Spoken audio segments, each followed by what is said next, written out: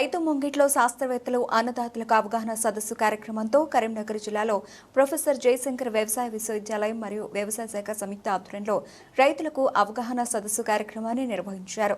జమికొండ మండలం మడిపల్లి గ్రామంలో రైతులకు వ్యవసాయ విశ్వవిద్యాలయంలోని పరిశోధన ఫలితాలను వ్యవసాయ విజ్ఞానాన్ని క్షేత్రస్థాయిలో రైతులకు అందించాలనే ఉద్దేశంతో ప్రొఫెసర్ జయశంకర్ వ్యవసాయ విశ్వవిద్యాలయం శాస్త్రవేత్తలు నేరుగా రైతులకు శిక్షణనిచ్చారు. పామాయిల్ పంటపై రైతులకు అవగాహన కల్పించి వాటి లాభాలను రైతులకు అర్థమయ్యేలా వివరించారు. రైతులు వ్యవసాయ నూతన పరిజ్ఞానాన్ని పెంపొందించుకోవాలని కోరారు. ఈ సందర్భంగా జిల్లా వ్యవసాయ అధికారిని భాగ్యలక్ష్మి, కేవీకే శాస్త్రవేత్త వెంకటేశ్వరరావు, జిల్లా వ్యవసాయ అనుబంధ అధికారి శ్రీనివాస్ మాట్లాడుతూ తక్కువ యూరియాను వాడి సాగు విస్తీర్ణాన్ని పెంచాలని, అవసరం మేరకు మాత్రమే రసాయనాలను వాడి నేల ఆరోగ్యాన్ని పెంచాలని, వ్యవసాయం కోసం వివిధ షాపులలో కొనుగోలు చేసే వాటికి రసీదులను తీసుకోవాలని, వాటి ద్వారా మున్ముందు పంట నష్టం జరిగితే కష్టకాలంలో పనిచేస్తాయని పేర్కొన్నారు. సాగునీటిని ఆదా చేసి భావితరాలకు అందించాలని, మార్పిడి విధానాన్ని అవలంబించాలని సూచించారు. ఏదైతే అమ్ముతున్నారో దానికి ఆధార్ లింక్ అయ్యింది కాబట్టి ఆధార్లో మీరు ఫలానా రైతు ఈ బస్తా తీసుకున్నారు అనుకొని వాళ్ళు సేల్స్ చూపిస్తేనే వాళ్ళకి సబ్సిడీ వెళ్తుంది. ఇంత రిస్ట్రిక్షన్స్ చేసినా కూడా మనకి ఎక్కువగానే యూరియా కొంటూ ఉన్నారు. అంతేకాకుండా మాకు ఎవ్రీ మంత్ కూడా టాప్ 20 బయర్స్, యూరియా బయర్స్ అని చెప్పి మాకు ఒక లిస్ట్ అడుగుతారు. మీరు ఎక్కడైనా కొనండి, ఆధార్తో లింక్ కాబట్టి మీరు ఎక్కడైనా సరే ఆధార్ ఇచ్చి యూరియా కొంటారు కాబట్టి ఈ మండలంలో కొనండి, ఎక్కడ కొనండి, మీ పేరు మీద అవన్నీ కూడా రిజిస్ట్రేషన్ అయిపోతాయి. అంటే మీరు ఎన్ని బస్తాలు కొన్నారో ఆ లెక్క అంతా కూడా ఆన్లైన్లో వచ్చేస్తుంది. కాబట్టి మీరు ఒక షాప్లోకి వెళ్ళి 5 కొని ఇంకో షాప్లో 5 కొన్నా 20 బస్తాల కంటే అధికంగా కొన్నప్పుడు మాకు ఆ లిస్ట్ అంతా మా దగ్గరికి వస్తుంది. మీకు తగిన వ్యవసాయ భూమి ఉందా లేదా అని ఏవో గారికి రిపోర్ట్ ఇవ్వాల్సిన అవసరం ఉంటుంది. కాబట్టి అమ్మేవాళ్ళు కొనేవాళ్ళు కూడా ఇది గుర్తుంచుకోండి. మీకు వ్యవసాయ భూమి ఎంత ఉంది, ఎంత వేయాలన్న దానికి తగు మాత్రంగానే వేయాలి. ఎప్పుడైనా యూరియా అధికంగా వాడితే ఏమవుతుంది మీకు అందరికీ తెలుసు, గ్రీన్ కలర్ వచ్చి మొక్క మెత్తబడిపోతుంది. కాబట్టి పురుగులు తెగుళ్ళ తాకిడి అన్నది పెరుగుతుంది. అలా పెరగడం వల్ల మీకు ఎక్కువగా పురుగు మందులు కానీ పెస్టిసైడ్స్, ఫంగిసైడ్స్ యూజ్ చేయాల్సిన అవసరం వస్తుంది. అది ఎక్స్ట్రా ఖర్చే కదా. మరి మనం యూరియాకి ఎక్కువ రేటు పెడుతున్నాం, ఎక్కువ ఖర్చు పెడుతున్నాము ఎక్కువ బస్తాల్లో వేయడం వల్ల. అది కాకుండా పెస్టిసైడ్స్, ఫంగిసైడ్స్ కూడా మనం రూపాయన దానికి కూడా మనకి ఖర్చు అధికం అవుతుంది.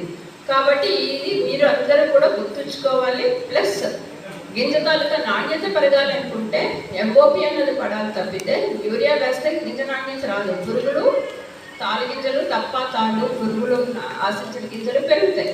కాబట్టి యూరియా తగ్గించి మనం ఎప్పుడూ కూడా 4:2:1 రేషియో, అంటే మనం నత్రజని, భాస్వరం, పొటాష్ అన్నది ఎలా వేసుకోవాలన్నది ఆ రకంగా వేసుకోవాలి తప్పితే పొటాష్ వేయను చీప్గా దొరుకుతుంది కదా అని యూరియా 1 వేసుకోవడం వల్ల మనకి మొక్కకి మనం హాని చేస్తున్నామే తప్పితే దానికి ఏమాత్రం మనం మేలు చేయట్లేదు.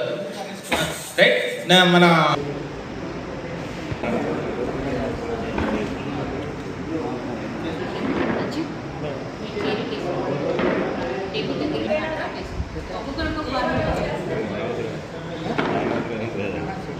మన చల్లికుంట కాదు, లేకుంటే కర్ణాటక, తెలంగాణ కాదు, భారతదేశం కాదు, ప్రపంచవ్యాప్తంగా కూడా వరి పండించేటువంటి ప్రాంతాల లోపల కావచ్చు, మన వ్యవసాయ లోపల అంతకుముందు కాలుష్యం అంటే పట్టణంలో చెప్పేలో, పల్లెల లోపల కూడా మనం చేసేటువంటి వ్యవసాయం లోపల వాతావరణ కాలుష్యం లేకుండా పంటలు పండించుకోవాలి.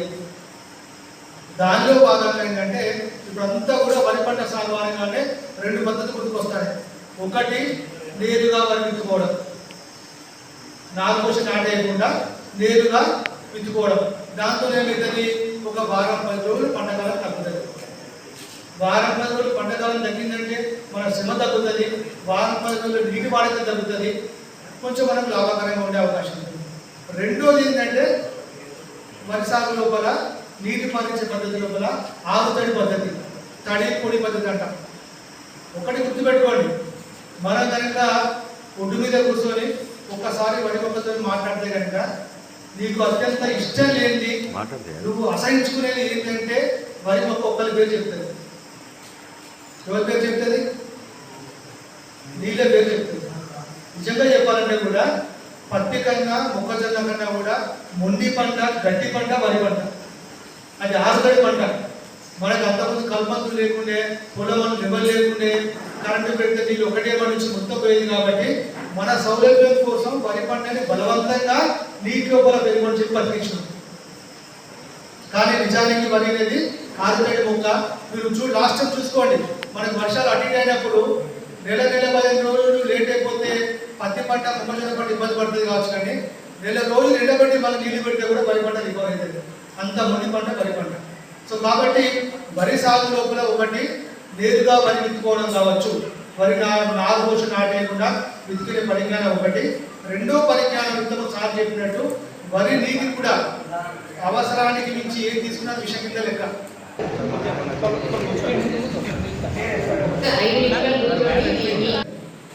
మళ్ళీ గుర్తుపెట్టుకోవాలి, మీ అందరి మైండ్లో నాటుకోవాలని నేను రెండోసారి రిపీట్ చేస్తాను. నీళ్ళు అనేది మనకి జీవనాధారం, అంతే కదా. మనిషికైనా మొక్కకైనా గుడ్డుకైనా దేనికైనా నీళ్ళు లేకపోతే బతకలేదు.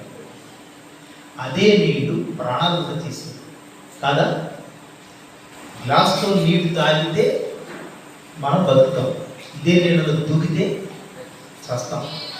ఇది గుర్తుపెట్టుకో.